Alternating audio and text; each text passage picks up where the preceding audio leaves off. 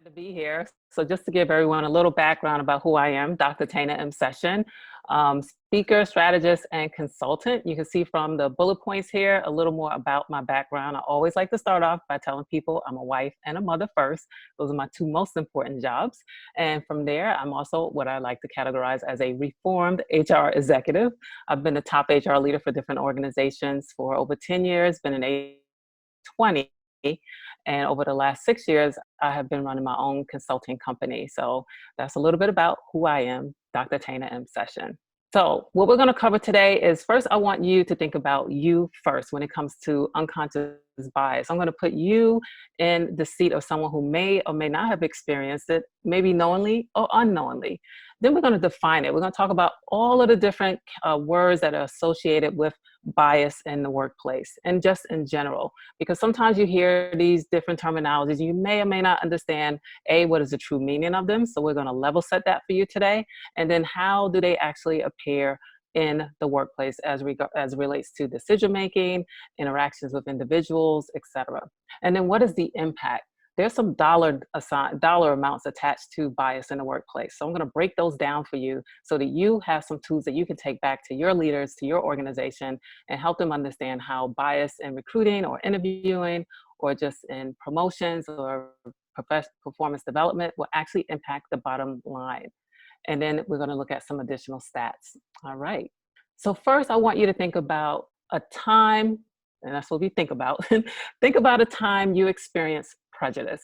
So I want you to just maybe go back and think about a position you may have been in where you felt there was a sort of prejudice against you, because I want you to just kind of live in that moment for a second. And if that's not something that is really something you can think of, then I want you to think about a time you felt lonely in a big group of people. Okay, so stop and pause for a minute and think about that. When was the time you felt lonely in a big group of people? Now, I know these days everyone is social distancing, but if you think back just 2 months ago, maybe there was an opportunity where perhaps you were networking or at a conference and you felt lonely in that group. And then finally, I want you to think about a time when you were the only one. So think about an instance where maybe you were the only female or the only male, maybe the only one of your ethnicity, of your religion. So pause and just think a moment about that. Because I want you to carry those thoughts and those memories with you as we go through today's session. So we have to start off, as I said, defining some terms around bias so that everyone's on the same page and we're level setting what the understanding is of these terminologies that you hear thrown around so often, right? So unconscious bias, by definition, spontaneous judgments about people or situations based on our past experiences, culture, background, or exposure to media. Okay, so all of these different components can actually influence your bias. Implicit bias. So this is another terminology that we hear quite a bit. And yes, they're unconscious and implicit bias, or I like to call two heads of the same coin. So you need to understand both of them and how they show up in the workplace. So these are attitudes or stereotypes that affect our understanding, actions, and decisions in an unconscious manner. Okay, so I want you to understand the difference between the two. Then we can't talk about bias, whether implicit or unconscious, without talking about microaggressions. So what are microaggressions? Again, oftentimes when I do this talk, people tell me they've heard the word before, but they don't really know what it means, or if they've been a victim of it, or if they've actually been someone who has expressed something that was a microaggression.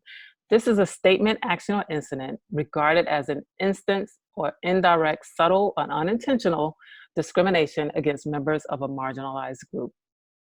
So that's the definition for microaggressions. And then one final one for you, intersectionality. Intersectionality is interconnected nature of social categorizations such as race, class, and gender as they apply to a given individual or group regarded as creating overlapping and interdependent systems of discrimination and disadvantage. So one example would be, I'm an African American and I'm female. That's the intersectionality. So one of my favorite authors, Miss Adichie, I never try to say her first name right because I always say it wrong. She stated that the problem with stereotypes is not that they are untrue, but that they are incomplete. So I want you to think about that again as we move through today and understanding how unconscious and implicit bias are really based on stereotypes, oftentimes, or attitudes that we've actually developed over a period of time based on our exposure or even lack of exposure to different people, events, or situations. Our brain has to take in 11 million bits of information, but it is only able to process 40 bits. That is a huge gap in terms of the amount of information that's coming at us. And if you think about how much time you spend on social media, how much information is coming at you through the TV, through media, through online, your brain has to quickly filter through that information in order to make a decision, or in order to make a judgment, or in order to tell you to react in some way.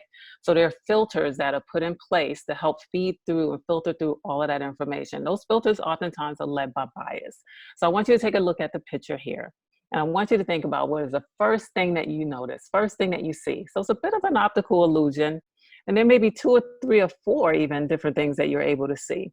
So usually when I start this, I ask someone in the audience to say, just tell me what's the first thing that what's the first visual that you see? Some people may say, I see two older people, a couple, or they may see a chalice, or they may see a woman standing in a doorway.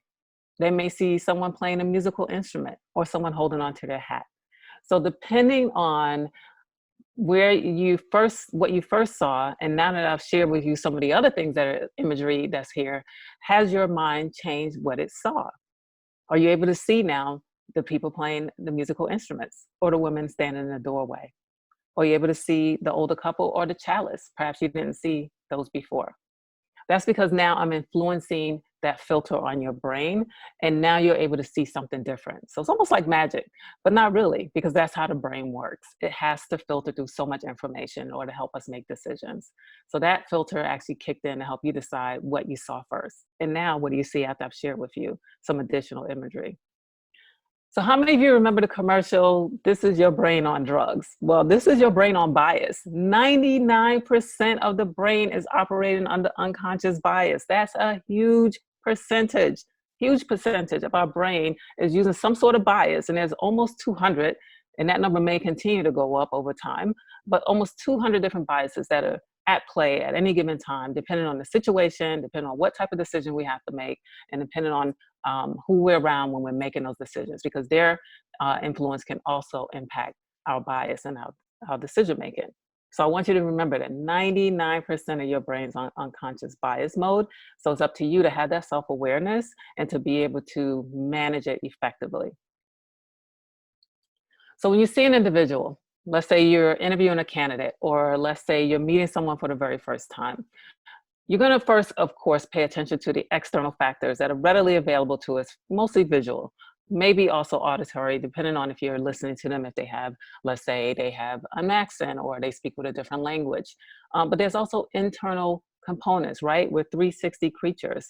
So you have to think about what are the other components that are at play here. Now, some people use the iceberg analogy to demonstrate this, where you see everything at the top of the iceberg that's above water, but there's so much more underneath. There's so much more to us, to individuals, under the surface of what we see. So the old adage, you can't judge a book by its cover, is no more important today than ever before, because that's where the bias comes into play. So you may be able to externally see someone's gender, their race, their height, their hair color, maybe even their language, but internally, do you understand, do you know what their education is? Do you know particularly what their ethnicity is? Sexual orientation, what is their health? Do they have an ability, a different ability that perhaps is not visible? These are all things that we need to think about. And when you have that self-awareness, it helps you to really minimize that layer of bias and that filter that comes into play as you're making those judgments and those decisions, and perhaps even stereotypes about individuals. So diversity is about being invited, and inclusion is about being accepted. I'm going to say that again. Diversity is about being invited. Inclusion is about being accepted. The two go hand in hand, and one is no more important than the other. Now, yes, some organizations focus on diversity because it's easy to check the box to say, okay, we've hired more women, we've hired more people of diverse backgrounds, we've hired people from different ethnicities and different religious backgrounds and different abilities. That's great, that's checking a box. But now that you've hired them, do they feel included? Do they feel accepted? I'm going to talk about that. So here's the flow of how this should look and feel. Diversity, as I said, is about being invited, right? You invite someone to the party, but then you want them to feel comfortable. I'm sorry. Then you want them to have the equity, right? They want to redefine what the party entails, and they want to also be able to have the power to plan the party itself. Now, if they want to feel included, then they also want to be asked to help plan the party. So yes, they can be part of the planning committee, but are they also asked to help plan the party? And then do they feel comfortable and welcome once they're in the party? So there's a flow here. You want to think about the diversity, you want to think about the equity, you want to think about the inclusion, as well as the belonging component. They all work together to actually impact what we like to call and group together as diversity and inclusion. It also takes being courageous, everyone. So you have to be willing to facilitate opportunities for dialogue. You want to have courageous conversations. You want to ask the hard questions. And you also want to have understanding and acceptance. So I challenge you, like my little superhero here, to be courageous when you're thinking about unconscious bias in the workplace and how it can impact you and your decision making as well. Now, here's a statistic that not a lot of people may know readily, but if you think about who you spend the most time with, and I want you to think about the 5 people that you probably interact or spend the most time with outside of family. I know that may be a little challenging right now, but just think back 2 months ago. 90% of who and or how we engage is with people who look like us. People who look like us. So now in this remote workforce, we have an opportunity to engage with people who don't necessarily look like us. And it's an opportunity to actually stretch that courageous muscle, stretch that bias that you may or may not have, and be able to work with, interact, meet, network with individuals who don't look like you. So perhaps invite someone to a virtual chat, virtual coffee chat, virtual happy hour that you normally wouldn't ordinarily engage with in the workplace. Try that. I guarantee you'll find that you have more in common than you think. So when it comes to implicit bias, as I mentioned earlier, unconscious and implicit are two heads of the same coin. You want to look out for things like this, in particular around recruiting or when you're interviewing individuals. If you have a manager or hiring manager that says something like, I didn't have a good feeling about him or her. Okay, what does that mean? So it's your opportunity to dig a little deeper and ask probing questions so they can understand how they may be viewing this person through a particular bias. What if they say something like, not a good fit? How many of you have heard this before? I know I've heard it many, many times over the years. And the question there is, what does that mean? Not a good fit in what way? What about them doesn't make you think that they're going to be a good team member or a qualified individual for this role? So again, just knowing what questions to ask helps people just kind of take a step back and realize that, oh, I may be judging this person through a filter and I need to try to eliminate that so that I can really look at the qualifications and their experience as it relates to them being a fit for the role. And then another one that I've heard quite a few times before is, I wouldn't want to drink a beer with him or her, or I wouldn't want to go to lunch with them or to dinner with them. So again, understanding why do they feel that way? Because there is this knee-jerk reaction that's based on the filter, that is that unconscious bias that's helping them make that decision or come to that conclusion. So your challenge is to ask them, why do they feel that way? And I guarantee you that when you get to the bottom of it, there's some sort of unconscious bias there or implicit bias that is actually driving that decision. It could be they remind them of someone that they did or did not like working with before, or they may have the same name as an ex boyfriend or girlfriend. All of these things actually impact our decision making. Can you believe it? But it does. So here are some stats that I want to share with you. As I said, it impacts the bottom line. So it's something that we all need to think about. 64 billion per year is turnover costs due to unfairness in the workplace. 64 billion per year. And 21% above average profits were with companies that had gender diverse executive teams. So they performed 21% above average profits. And then 43% above average profits were for culturally and ethnically diverse boards.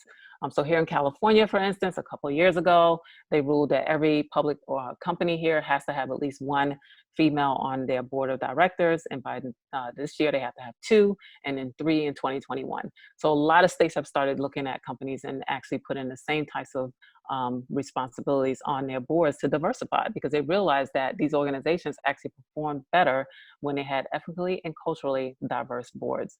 So there's some numbers for you to help talk about how unconscious and implicit bias impacts the bottom line. So here's some unconscious patterns, right? They can play out in ways that are so subtle that they are hard to spot, much like microaggressions. So microaggressions, one example would be if someone says something like, "Oh, you speak English very well," or "You're very articulate." I've heard that more times than I can say in my life. And what that does is it just makes the person feel like, okay, but I speak English, so what do you have to emphasize the fact that I speak it articulately? What does that mean? Is it because I'm African American female? So all of these things really come into play. Again, so subtle, such an undertone to it that the person saying it, of course, for the most part, is probably unintentional. They probably don't necessarily even understand how it impacts the individual, but it does. Now, racial color blindness isn't really a thing. So you'll hear people say, I have friends from all backgrounds, or I don't see color. Well, that means you don't see me. You can't see me and not notice that I'm African American. It's impossible. And proximity does not equal awareness. So just because you're in a situation, just because you're in a room when decisions are being made, doesn't mean that you're aware of the unconscious bias that's taking place, that's driving the decision makers of the others in the room, or their thought process, or their impressions of someone. So these are all things that we have to think about individually and also as collective groups. So here's Melody Hobson. She's president and co-CEO of Ariel Investments. And I absolutely admire her. And she says, instead of being colorblind, we need to be color brave, right? So as I said, color blindness isn't really a thing. We have to be color brave. Yes, you recognize the fact that the person is a different ethnic group, different background, different socioeconomic background probably as well. But you have to get past those layers and get to know the individual. Miss Melly Hobson's also Mrs. George Lucas, I like to tell people. So she's married to George Lucas of Star Wars fame. Unconscious and implicit bias, and this is from Dr. Shirley Davis. She is someone that does a lot of work in this space who I admire and look up to as well. And one of her quotes that I really like here says that employees are demanding, at the very least, that our workplaces be more inclusive, welcoming, and respectful, that they create a sense of belonging, and that they be free from harassment. So how many of you agree with that statement? I know I wholeheartedly do. And I do believe in this new workplace that we're in, that we're going to start seeing a lot of these walls come down as it relates to unconscious and implicit bias, because for the most part, we're going to be virtual for quite some time. Some people may never go back into the workplace or in the actual office anymore. So again, having the opportunity to engage with and interact with and get to know people in a different way is really forcing a lot of these walls to come down. And I'm really excited to see what's going to happen when we get on the other side of this.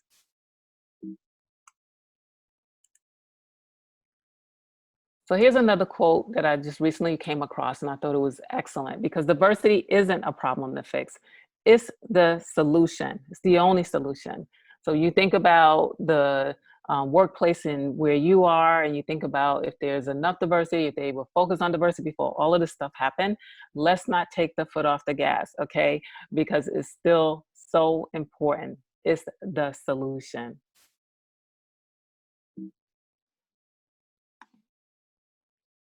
And remember, diversity is by design. Inclusion involves intent. We have to be intentional, okay? It's not something where, again, we could just check the box and then walk away and say, ah, job well done. We did it. We met our requirements. We met what we said we were going to do in the numbers, and that's fantastic. Okay, great. But that's only half the job. You have to be intentional about the inclusion part, making certain that individuals feel like they belong in the workplace. Yes, even in a virtual workplace, you have to be even more intentional now. You have to, when you have Zoom meetings, when you have virtual conference calls, you make sure you call on individuals that maybe when you were in the office were shy or maybe didn't raise their hand to take on new projects. Well, this is an opportunity to include them, to bring them into the fold, and really focus on making certain that they feel like they're truly part of the team. Because now working remotely, it is very easy to feel disconnected and not part of the community. We want to make sure that doesn't happen as we're focused on what the new workplace will look like, and how do we ensure that everyone that is in all these different locations now, not necessarily meeting up together under one roof, feel included in the workplace, in your team. Here's another quote by Miss Adichie. It's not your job to be likable, it's your job to be yourself. Someone will like you anyway. Yes, I can't agree more. So eliminating stereotypes, forgetting about the fact that someone says, that they're colorblind or they don't see color. You, of course, do.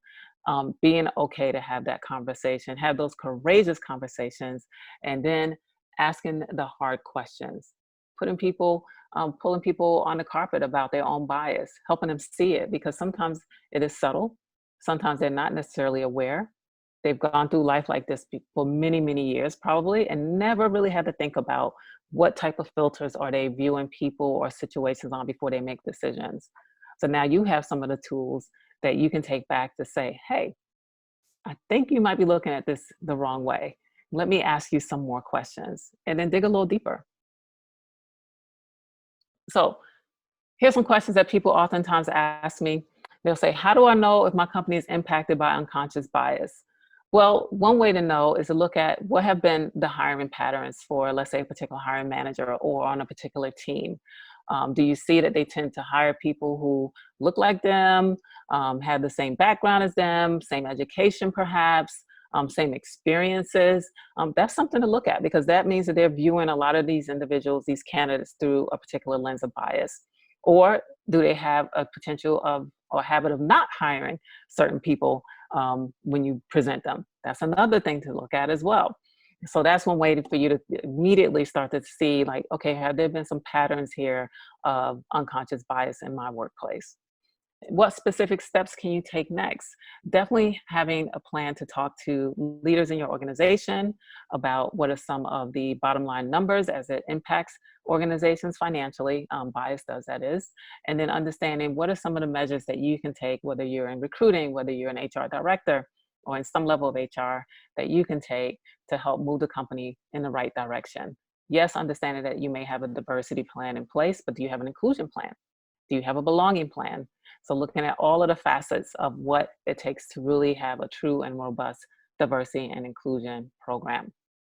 How do I relay this information to my stakeholders? Well, as they say, what gets measured matters, right? So from HR, yes, a lot of times it's hard to quantify the work that we do and be able to present it in numerical value that a lot of leaders respect and understand. But you have to understand their language. So there's a way to figure out how to present this in an analytical way that says, hey, we've had a lot of turnover with women, or we've had a lot of turnover with this particular ethnic group or nationality. Then you start looking at what does that cost the company because of the turnover, and then how do you present that in a way so that they say, hey, this is something we really need to pay attention to. These are good quality employees, talented employees. We don't want to lose talent, especially not today. So what does it take to ensure that they stay? You want to ensure that they, not only that you got them in the door, but that they feel included, that they feel like they're part of the process, part of the community, and that they truly belong.